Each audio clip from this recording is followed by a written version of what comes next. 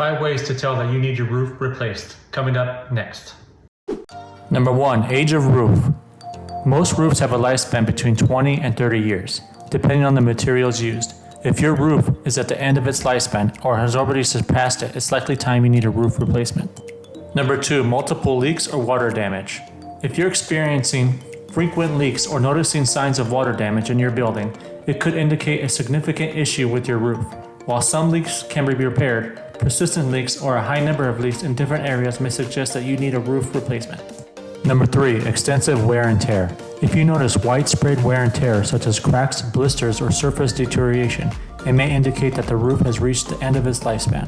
Number 4. Energy inefficiency. A deteriorating roof can lead to energy inefficiency. If you notice a significant increase in heating or cooling costs, it could be due to poor installation or an aging roof that needs to be replaced. Number 5. Structural issues. Pay attention to any signs of sagging or structural problems in your building.